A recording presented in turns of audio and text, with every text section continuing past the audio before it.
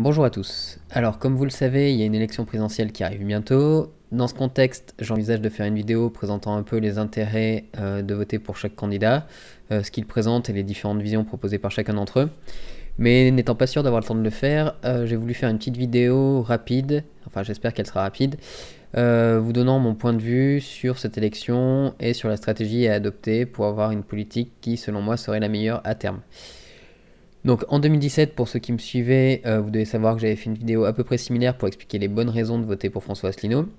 Entre temps, j'ai arrêté de soutenir ce mouvement, même si je suis toujours pour une sortie de l'Union Européenne, mais de toute façon, il n'est pas candidat à cette élection, donc ça facilite grandement les choses pour cette analyse. Toujours en 2017, je m'étais abstenu au second tour de l'élection présidentielle, considérant que ni Emmanuel Macron ni Marine Le Pen feraient de bons présidents de la République. Pour Emmanuel Macron, il a réussi à me prouver en 5 ans que je m'étais pas trompé à son sujet, et pour Marine Le Pen, elle n'a pas encore été au pouvoir, et elle le sera peut-être à cette élection, mais dans tous les cas, mon point de vue n'a pas réellement changé sur elle, et je pense toujours qu'elle ferait une mauvaise candidate. Bref, je vais vous expliquer ce qu'il en est plus en détail dans cette vidéo, et donc, commençons.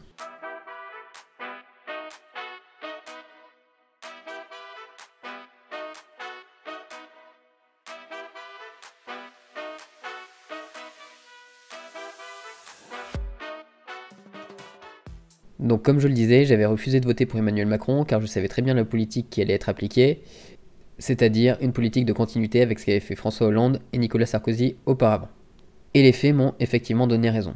Il a poursuivi la destruction du Code du travail entamée sous François Hollande avec les réformes El Khomri, il a baissé les allocations logement pour les étudiants, il a entamé une réforme de l'assurance chômage, et si les Gilets jaunes n'avaient pas été là pour l'en empêcher, il aurait entamé une réforme du système de retraite. Cependant, il a été au-delà de ce que je pouvais attendre de lui. Il a été la cause de la crise des Gilets jaunes, plus grand mouvement social depuis mai 68, il a été incapable de gérer correctement la crise sanitaire liée à l'épidémie de Covid-19, étant d'abord en manque de masques, en manque de tests, nous confinant, nous déconfinant, mettant en place des couvre-feux, puis les arrêtant, enfin on ne comprenait rien à ce qu'il faisait. Il a également connu sous son mandat la crise de l'affaire Benalla, donc un de ses proches qui allait taper des manifestants pendant la manifestation du 1er mai. Il a également été coupable de phrases méprisantes tout au long de son mandat envers les Français. Et plus récemment, l'affaire McKinsey a montré qu'il était au centre de plusieurs conflits d'intérêts, comme on pouvait déjà s'en douter dès le lancement de sa campagne en 2017. Et plus récemment, ça ne s'arrange pas, il refuse en effet tout débat pour l'élection présidentielle, se sert de la crise en Ukraine pour faire remonter son image auprès des Français, et il refuse de manière générale tout bilan. Et lorsqu'il essaie d'en faire un, comme en utilisant les chiffres du chômage, il utilise des chiffres biaisés, revendiquant un chômage au plus bas depuis 2008, alors que c'est simplement une conséquence indirecte de la crise du Covid-19 qui fait que les chercheurs d'emploi ne peuvent pas chercher activement d'emploi et sont donc retirés des chiffres du chômage selon ces critères. Donc pour résumer, rien n'est de sa faute et tout va bien en Macronie. Et pour le mandat à venir, il nous propose d'aller encore plus loin, en reprenant sa réforme des retraites et en repoussant une nouvelle fois l'âge de la retraite, cette fois jusqu'à 65 ans, et que le Conseil d'orientation des retraites et le Comité de suivi des retraites dit que le système sera à l'équilibre d'ici 2050. Donc il n'y a absolument pas de nécessité de modifier l'âge de départ à la retraite. Et par-dessus le marché, il propose de faire travailler les gens au RSA de 15 à 20 heures par semaine. Et ce, avec l'aval de près de 30% des Français. Chose que je ne comprends absolument pas, parce qu'imaginez que ce soit votre supérieur qui vous demande de rester au bureau 30 minutes de plus tous les jours, je pense que beaucoup de gens se révolteraient. Mais là, comme ça vient du président de la République et que ça semble nécessaire, les gens ne prenant pas le temps d'aller lire les rapports du comité de suivi des retraites ou du conseil d'orientation des retraites, ça passe crème, et les gens acceptent cette réforme. Alors je tiens à préciser aux électeurs d'Emmanuel Macron qu'ils ne seront pas plus protégés que les autres face à ces réformes, qu'eux aussi peuvent être remplacés par des machines dans les années qui viennent, voire leur métier être délocalisé et du coup subir de plein fouet le chômage et du coup les réformes de l'assurance chômage, ou même pire, mourir avant d'atteindre l'âge de la retraite, comme c'est le cas pour actuellement 25% des personnes les plus pauvres. Et face à Emmanuel Macron, les sondages nous vendent depuis bientôt 2 ans un second tour face à Marine Le Pen, car ça arrange bien Emmanuel Macron qui a toutes les chances de l'emporter face à elle, puisque les questions sociales seront esquivées au profit des questions migratoires, et que Marine Le Pen ne propose pas de changement radical du modèle économique, et donc de remise en cause des personnes qui sont actuellement au pouvoir. Alors j'ai vu la dernière vidéo de Tatiana Ventose qui évoque le fait que peu importe qui est en face d'Emmanuel Macron, sa politique sera toujours plus sociale que celle d'Emmanuel Macron, mais depuis quand un gouvernement d'extrême droite a mis en place des mesures sociales? Est-ce que les congés payés viennent de l'extrême droite? Est-ce que les 35 heures viennent de l'extrême droite? Est-ce que l'abaissement de l'âge de la retraite vient de l'extrême droite? Je ne crois pas.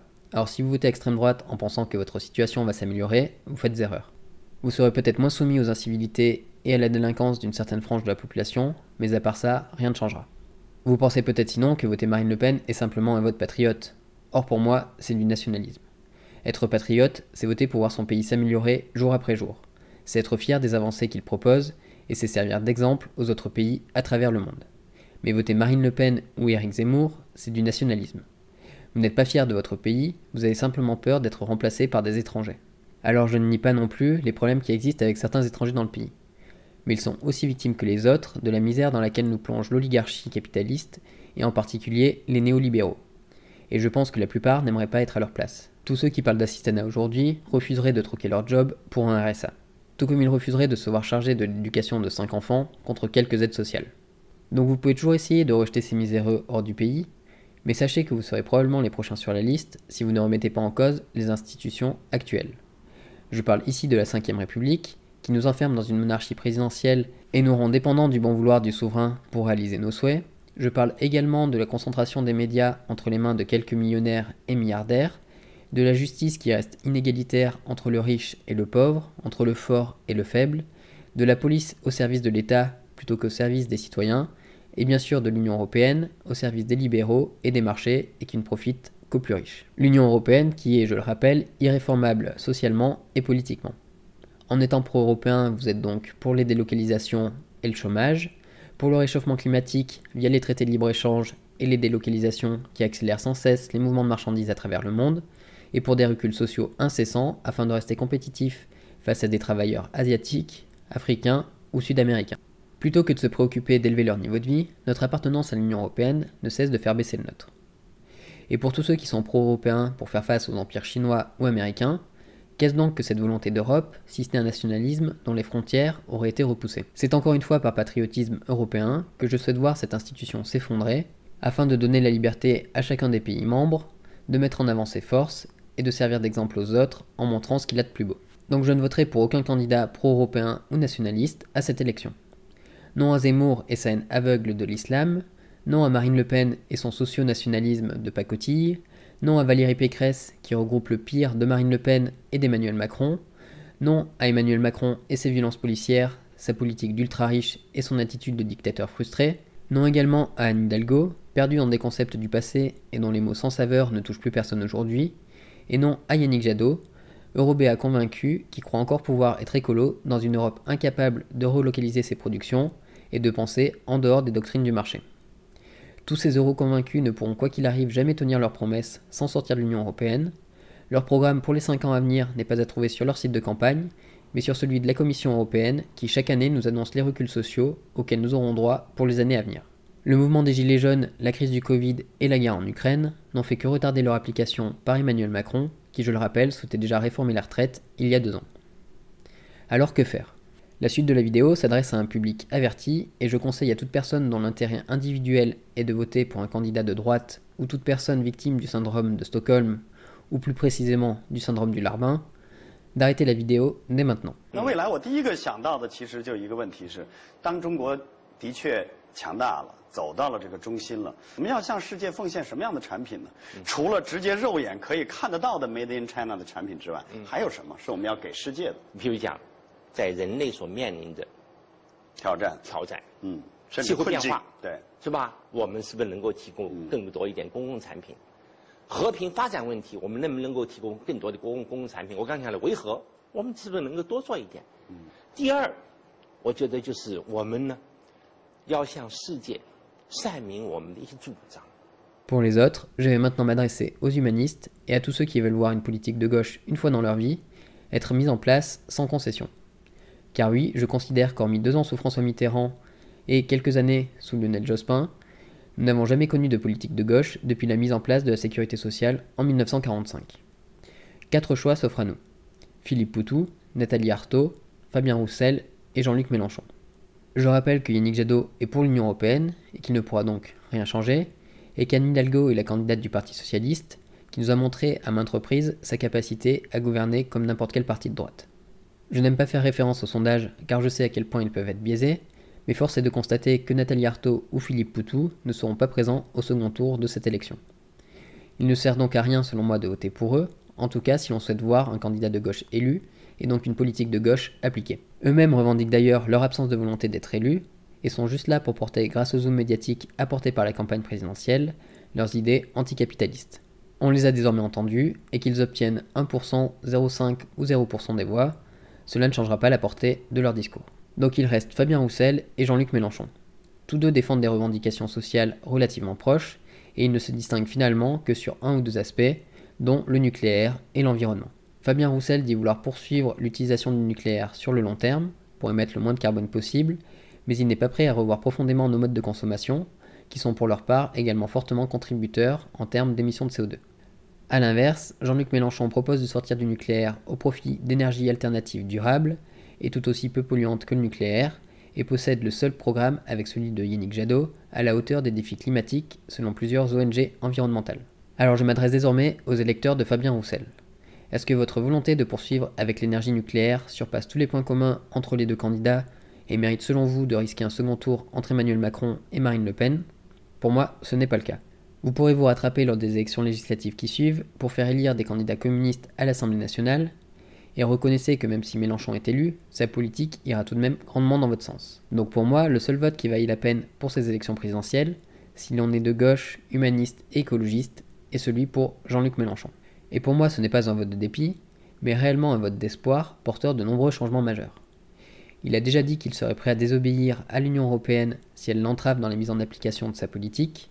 Il propose de relocaliser nos productions, et surtout il propose une nouvelle constitution écrite par la population, et donc des institutions nous laissant plus de place pour nous exprimer et faire valoir nos idées anticapitalistes, féministes, écologistes, nos revendications sociales et de manière globale nos intérêts. Et sans avoir à attendre cette nouvelle constitution, son programme propose déjà de mieux redistribuer l'argent en prenant aux 10% les plus riches pour les redistribuer aux 90% restants, dont je fais partie, et vous aussi, j'imagine. Enfin, je tiens à adresser un dernier message aux abstentionnistes et aux défenseurs du vote blanc. L'écriture de cette nouvelle constitution est selon moi la meilleure chance que vous avez de voir votre voix entendue. Donc si vous vous abstenez car vous en avez marre du vote utile, et que vous considérez que ce mode de scrutin à 2 tours est dépassé, qu'il ne sert qu'à maintenir une élite au pouvoir, vous avez la possibilité dans une semaine d'agir pour en finir avec ces institutions et de créer quelque chose de neuf. Donc ne laissez pas passer votre chance, plus qu'un vote utile, il s'agit d'un vote révolutionnaire. Si vous vous abstenez, ce sera comme si vous votiez comme les électeurs s'étant déplacés aux urnes. Si Macron obtient 25% des voix et Marine Le Pen 20%, vous aurez accordé par votre silence ces mêmes pourcentages aux deux candidats. Nous sortons d'une période sans précédent. La destruction de nos acquis sociaux s'accélère à chaque quinquennat, et votre abstention aura un coût énorme pour les années à venir, mais également pour les décennies à venir. Votez pour Fabien Roussel, Yannick Jadot ou Anne Hidalgo, 3 candidats qui ont passé plus de temps à taper sur Jean-Luc Mélenchon que sur Marine Le Pen et Éric Zemmour réunis, et la pire trahison que vous puissiez faire à la gauche. Vous ne feriez ainsi que conforter les ambitions personnelles de ces candidats et de leur parti, au détriment de l'intérêt général et de votre intérêt, tout simplement. Alors maintenant, vous êtes libre de voter en pleine conscience dimanche prochain, mais laisser la droite libérale de Macron et la droite nationaliste de Le Pen s'affronter équivaut à laisser la pauvreté se répandre dans le pays, ou à se résigner à devoir fermer nos frontières, car nous n'aurons pas su proposer un modèle alternatif porteur d'espoir. Chaque jour, nous pouvons voir au bas de nos rues des SDF. Nous pouvons également voir dans notre entourage de plus en plus de personnes faisant de burn-out à cause de leur travail de merde, et jusqu'à 25% de la population la plus pauvre ne verra jamais l'âge de la retraite, et ainsi le droit à un repos bien mérité. Et à côté de ça, nous avons des milliardaires qui ne cessent de s'enrichir sans fin. Quelle est votre limite face à ça? Pour ma part, elle est déjà dépassée. Et si le second tour voit s'opposer Emmanuel Macron et Marine Le Pen, tous ceux qui espèrent préserver la paix sociale avec ce vote verront que leur choix, quelle que soit l'issue du second tour, mènera à une révolte sans précédent, les gilets jaunes n'étant qu'un avertissement. Et ce jour-là, il sera trop tard pour agir, et plus personne n'aura de contrôle sur ce qu'il adviendra dans le pays. Donc s'il vous plaît, prenez en compte ce que je viens de vous dire avant d'aller voter. Soyons patriotes, écologistes, humanistes et solidaires, et proposons un modèle de société qui balayera les erreurs commises par nos dirigeants au cours des 50 années qui viennent de s'écouler. Je vous remercie d'avoir regardé la vidéo jusqu'au bout. Si mon message vous a plu, partagez-le, il ne pourra pas être diffusé sans vous. Sur ce, continuez à vous intéresser à la politique, et je vous dis à bientôt.